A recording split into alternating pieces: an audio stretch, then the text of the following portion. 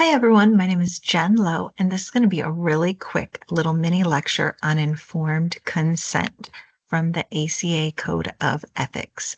So, informed consent, we want your clients, your counseling clients, to have a freedom of choice. We want to know what they believe, who they want to share their information with, what they want from counseling. Consumers have the right to be informed whenever they are paying for anything, right? So if they're paying for counseling services, or they're paying a copay for counseling services, or they are paying for insurance that is paying for their counseling services. No matter who's paying you as the counselor, your clients, the consumers, have a right to be informed of what they're signing up for, right? Many years ago, we did have this doctors know best mentality, and that is not the case anymore. So in the ACA Code of Ethics, you will see it referred to as an informed consent document. Just to let you know, many states, when you apply for your licensure, will ask you to submit a professional disclosure statement, and that's sort of what we call it. But the ACA, it refers to it as informed consent. And I guess how we give clients the informed consent is we give them this document, okay? In the ACA Code of Ethics, there is a list of things that you have to have in this document. Techniques that you're trained in that you plan to use with your clients, benefits of counseling services, your qualifications, where you graduated from, what your license is, what's your license number, fees and billing, what's your procedure if they don't pay their fees, um, and confidentiality, right? Part of your assignment this week is going to be looking up on your state board's website and just seeing what their requirements are. It is usually this and a lot more. All the states I've ever been licensed in also require me to have a what to do when people aren't happy and to have the board's contact information. In fact, I remember once I had submitted that to the North Carolina board and they rejected it because I didn't have the fax number. They wanted the address, the phone number, the email, the website, the fact they wanted all the information. So yeah, that's going to be one of your assignments. This section of the ACA Code of Ethics also asks us to let people know of the risks. Are there risks of coming to counseling, right? One of the risks of billing insurance is, hey, this insurance company could request a copy of your records. Just letting you know, right? Informed consent. If you're offering group counseling services for ladies with anxiety, one of the risks is, hey, one of the risks of group counseling is that someone could violate your confidentiality. Here are some of our group procedures and rules and guidelines that help minimize that risk, but it is a risk. This document has to be signed.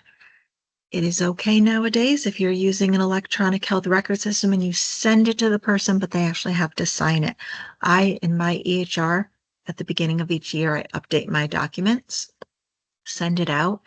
Usually about a week later, I just go through and make sure everyone signed it because um, I just need to make sure.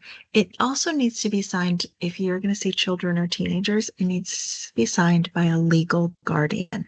So if there's a grandma who reaches out to you and says, oh, you see kids? Will you see my granddaughter? Oh, yes, ma'am, I do see kids. I have availability this day. Can I send you the paperwork? Do you have legal custody? And I just want you to find a nice way to ask grandma that. If she says, oh, no, she just lives with me. Her mother and father have legal custody. Okay, is it okay if they sign my paperwork? And just, we wanted the paperwork signed. A few considerations I would like you to consider, and I'll be sharing with you my informed consent document. Just let you know mine is a little bit lengthy because I'm licensed in 2 states. So I have to have everything that Michigan wants and everything that North Carolina wants. Even that you can contact the board. I have both of them in there. A few considerations I'd like you to consider, even if it's not required by your state. A social media policy, letting clients know about social media, HIPAA compliant communications. Typically, everyone has a sentence about how to contact me in case of emergency. Here's the procedure.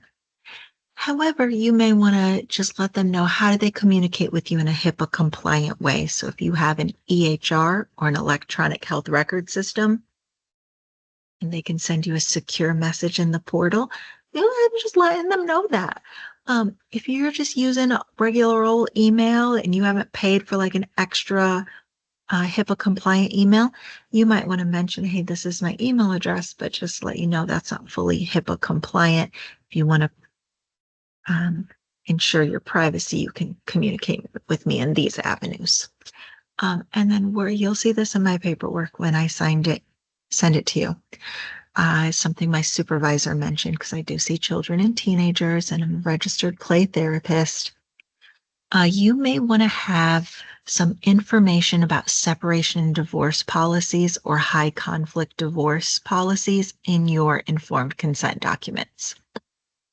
For example, for me, ethically, when two parents share legal and joint and physical custody, and I see a kiddo who does like 1 week with one parent, 1 week with another, I prefer to have both parents sign my informed consent document.